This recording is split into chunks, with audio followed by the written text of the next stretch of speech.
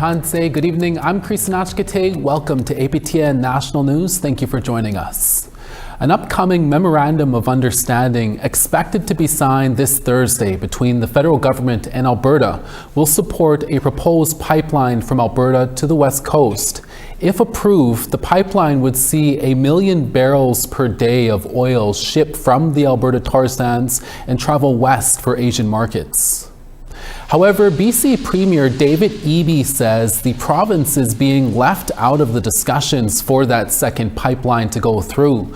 Some BC First Nation leaders are also slamming Ottawa for not involving them in the discussions either. Alberta intends to submit the pipeline proposal in the spring. UBCIC Grand Chief Stuart Phillips says both the federal government and the government of Alberta needs full First Nations consent first before anything. I can tell you with great certainty there will not be any fossil fuel pipeline project allowed to move through the territories of the First Nations people in British Columbia to the BC coast from Alberta. This well may prove to be the battle of the century in terms of, for once and for all, establishing the fact that Aboriginal title not only exists in British Columbia, but that the First Nations people will stand on our Aboriginal title rights. A new report says the federal government will need to significantly increase funding if it plans to introduce legislation that recognizes First Nations policing as an essential service. The Parliamentary Budget Officer released the report on First Nations and Inuit police funding on Tuesday, and the Committee on Indigenous and Northern Affairs commissioned it. Former Prime Minister Justin Trudeau promised First Nations policing as an essential service, but only introduced legislation in 2020. The report notes federal funding for the First Nations and Inuit policing program has had an annual average growth rate of 12.3% since 2015, which grew from $123 million previously to now $395 million. But Govinda Bernier of the Parliamentary Budget Office says much more would be needed if the government wants to declare Indigenous policing as an essential service. In the report, we highlighted the specific case, which is in the province of Ontario, where the Anishinaabe Yaski Police Service, NAPS for short, opted in the provincial legislation. And because of this opting in, their service level were reevaluated by the province, and they determined that they needed twice as many police officers, so twice as much resources. Another Indigenous woman is missing, this time in Quebec, and the family is requesting the public's help in locating her. Mary Angel Flamen was last seen on Monday, November 17th at the Montreal Indigenous Friendship Centre. She is 35 years old, 5'3", with brown eyes and brown hair. The family has authorized APTN News to share this search notice through ISQUE, a project aimed at reducing and ultimately eradicating the number of missing and murdered Indigenous women and girls in Quebec. Simone Page is the project coordinator. So she sometimes goes by Angel. She just changed her hair from bright pink to blonde. We were very concerned about her whereabouts because it's highly irregular for her to not be in contact with her family. She's originally from Manawan and she speaks French. Any information would be helpful. Please call 911 if you see her. But if you want to report any information or tips anonymously, please call the ISQUE Anonymous Tip Line. It's 1-855-547-5938. Or reach out through our Facebook page. It's ISQUE, ISKWEU. Manitoba's Minister of Families, Accessibility and Gender Equity announced today that $12.5 million is being invested in programs aimed at preventing gender-based violence. Nahani Fontaine said that Canada and Manitoba are contributing to the funding. The investment will support 32 initiatives, including those fleeing from domestic violence. This year alone, 27,000 women, girls, and gender-diverse people this year have accessed programming. It comes from Manitoba's 4-year agreement with Canada as part of the national plan to end gender-based violence. While an actual breakdown isn't done by race, Fontaine says the majority of clients seen are Indigenous women, girls, and Two-Spirit people. Of course, gender-based violence and intimate partner violence affects everybody. It affects every cultural group, every religious group, everywhere across Manitoba, from the north to rural areas to the cities. It affects everybody. But the reality is, in Manitoba, we do see a significant amount of Indigenous women, girls, and Two-Spirited that face, again, exponential levels of violence against their bodies.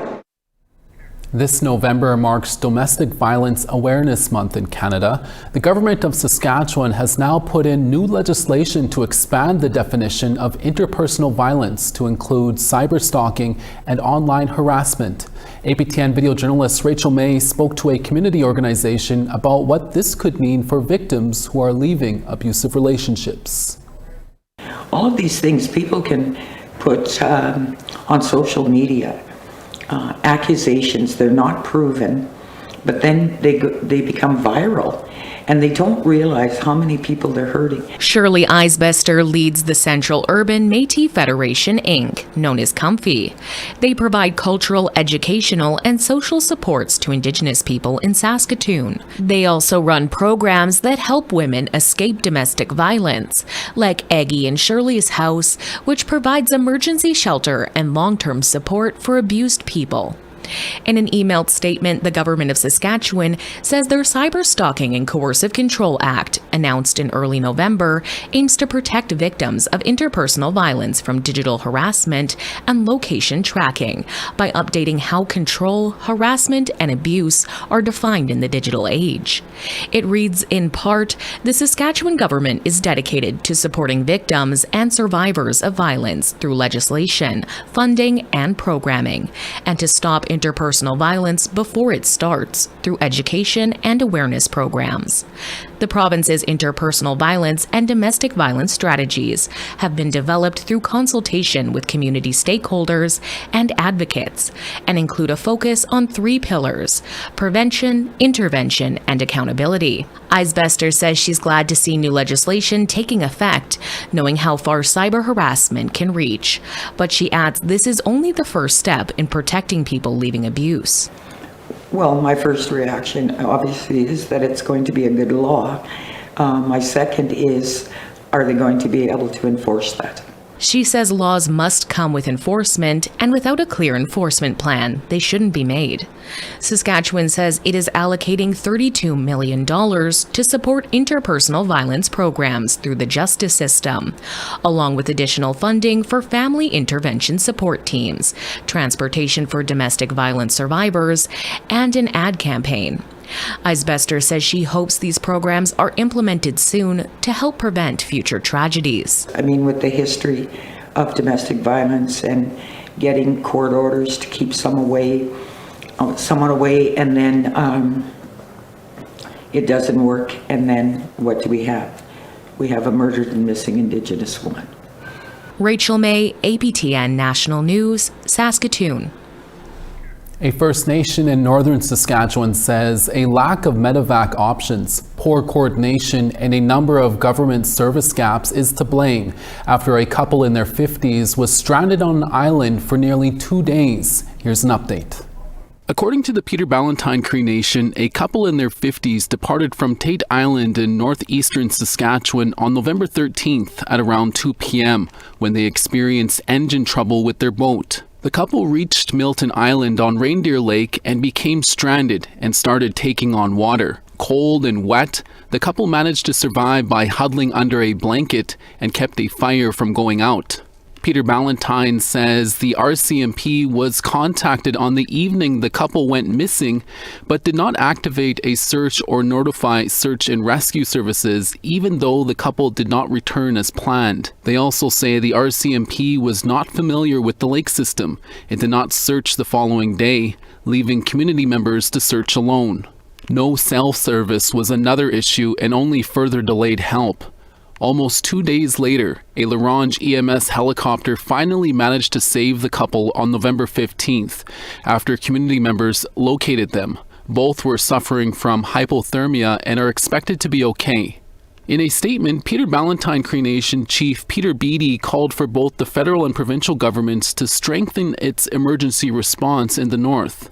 They added, "These gaps in the provincial emergency response system placed a northern family at significant risk.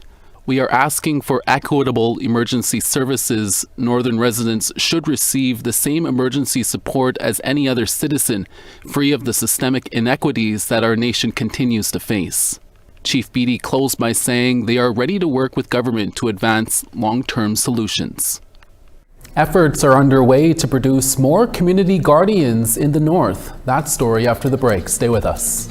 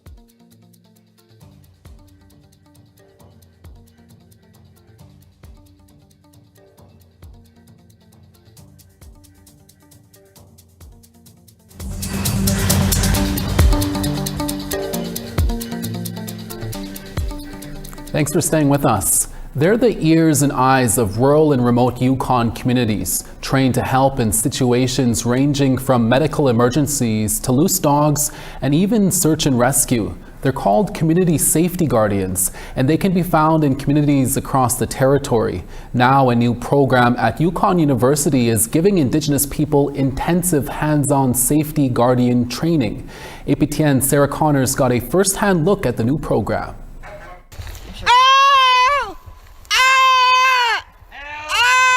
Would you know what to do if you came across someone who lost a finger in the bush?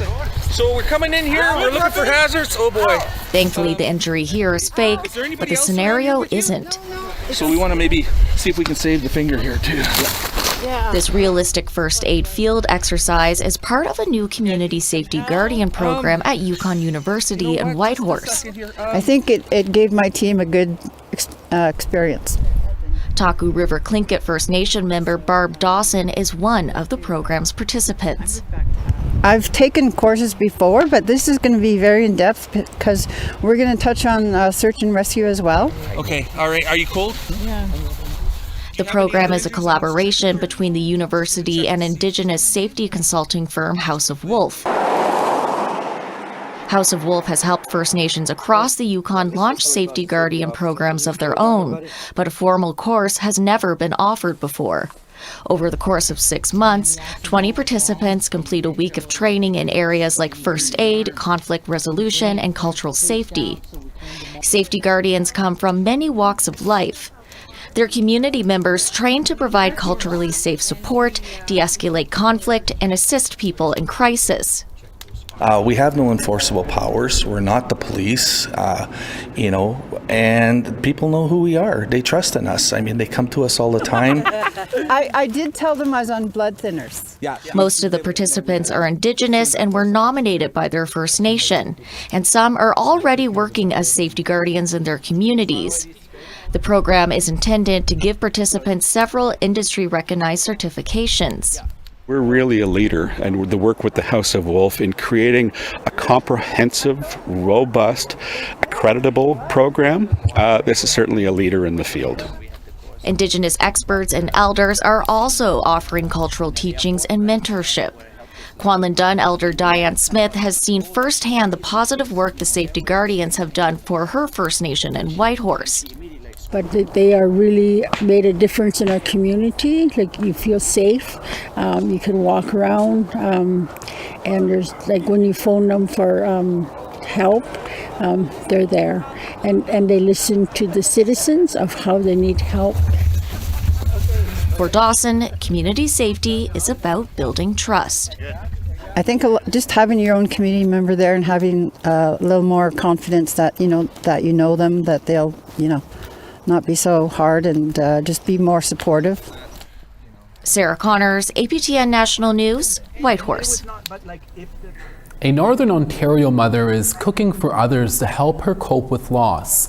Caroline Pavola of Thunder Bay began baking cakes in Bannock following the death of her son. Eventually, this turned into a full-fledged catering business for Pavola. She says it not only helps her cope with her grief, but it also brings her family closer together. APTN's Mike McDonald reports. She measures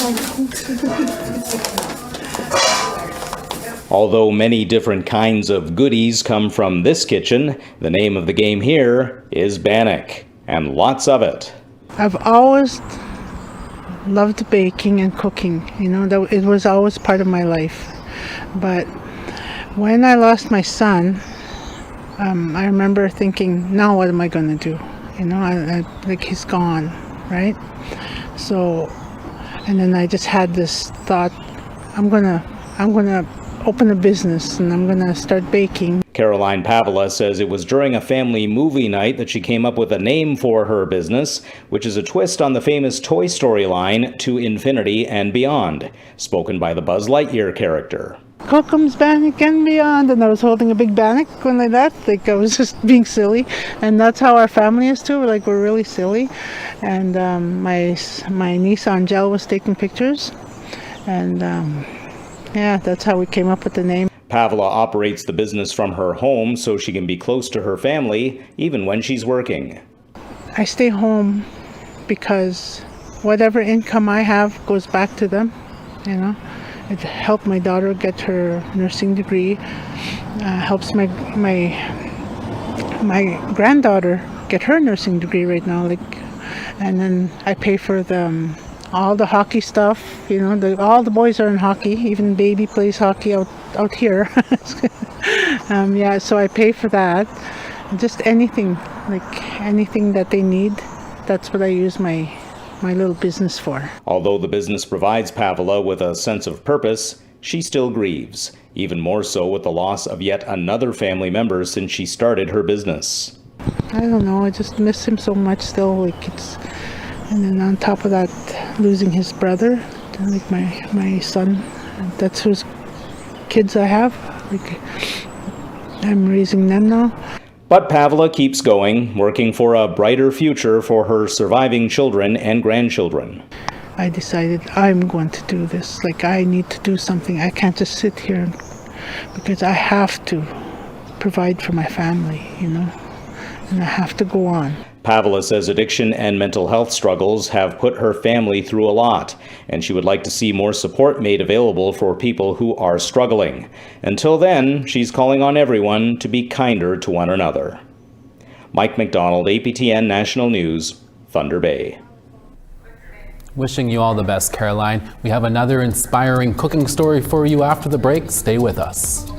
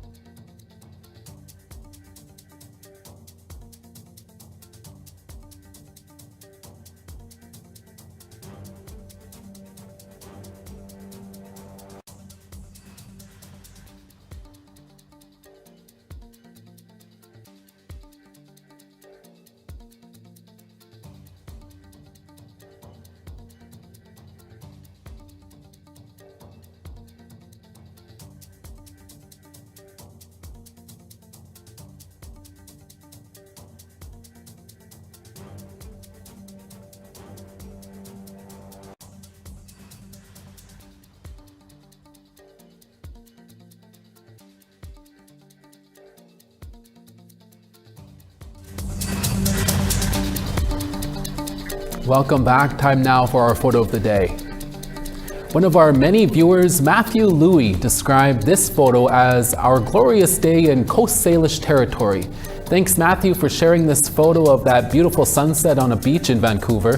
Fingers crossed I can go back there one day and explore again. Send us your photos to share at aptn.ca for the chance to be our next photo of the day. Time now to take a look at tomorrow's weather forecast.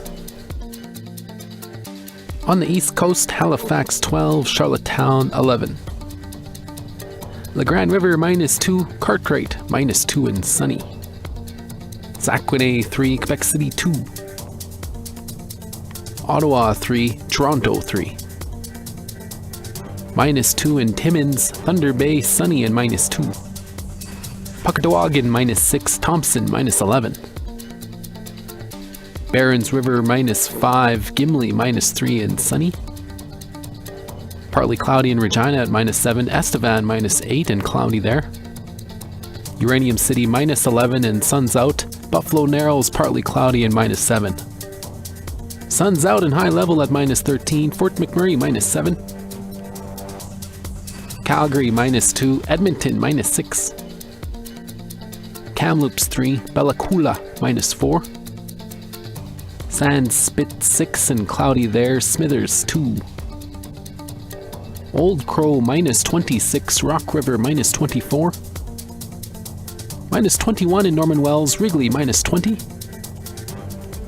-13 and sunny in Sax Harbor, Polituck -17. Chesterfield -15, Arviat -17. And Arctic Bay -25, Resolute -21. And finally for us, an award-winning Haudenosaunee chef in Ottawa has been educating people on Indigenous history and culture by incorporating tradition into fine dining. APTN's Nunganske Rose Jacobs has the story. Right now, there are many great chefs across this country that are making their own seat at the table. And we're looking at each other from across the way and smiling and recognizing that we're here. We're here to work together. We all have very similar messages in what we're trying to do and promote and what we're trying to showcase with our food.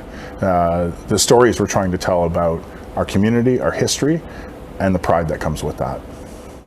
Chris Commandant is doing just that as a sous chef at the One Elgin restaurant at the National Arts Centre in downtown Ottawa. At the NAC, not only can you enjoy an upscale dining experience, but you can find theater performances, dance, orchestras, and community events. Chris is from Watam Mohawks First Nation, north of Barrie, Ontario, where he grew up, learning to take just enough to sustain yourself, but to always leave some for the next generation. That lesson remains important to him today.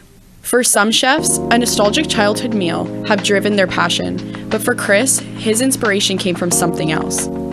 So food to me, I never wanted to be hungry. That's it. I find that there's a stigma behind chefs getting in for these massive and grandiose ideas about, oh, grandma did this or mom did that. I just wanted to always be prepared to feed myself and be capable of sustaining myself when I needed to. There's a love of food too. Over the last 25 years, the Le Gordon Bleu graduate has worked for prestigious restaurants across Ontario, but has been a chef here for 5 years. He says his knowledge of the land and respect for its resources are what makes his dishes so special. Each of his plates tells a story and honors tradition, like this one he calls the duck's home. Every ingredient added represents its habitat and what it eats. And then we're going to put the duck right in its natural territory. We're going to give him a little bit of his natural straw and hay as if he was hiding in the reeds. The dish is not only inspired from Chris's Haudenosaunee roots, but from cultures all over the world. The inspiration is being inspired by Japanese culture as well too, and their use of ingredients and cooking techniques. Chris is not only making change through his cooking, but by volunteer teaching at various schools in Ottawa. He says there are more spaces being made for Indigenous voices at institutions like the NAC, where he says his work is valued and he's encouraged to thrive. He calls it a step in reconciliation. I hope that they look at what I'm doing now and understand that it's okay to love your food. It's okay to be Indigenous. It's okay to be proud of being Indigenous. Chris is making an impact, not only within the community, but by being recognized for his influential work in the culinary industry. He was just featured on the cover of Menu Magazine's fall issue for winning the 2025 Restaurants Canada Culinary Award. It's a defining moment in my career and something that I won't forget. I know that when I looked at it, I was like, wow. Look at that, I actually clean up well.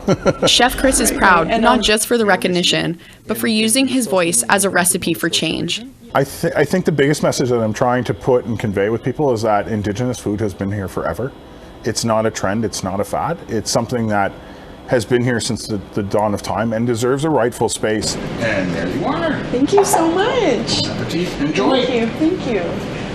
For Chris, it's not just about creating a tasty meal, but it's about preserving stories for future generations to come. Nunganske Rose Jacobs, APTN National News, Ottawa.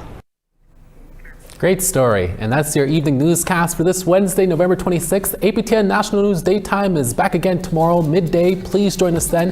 Hi, miigwech masicho. Thank you for watching. We'll see you again. Ekse.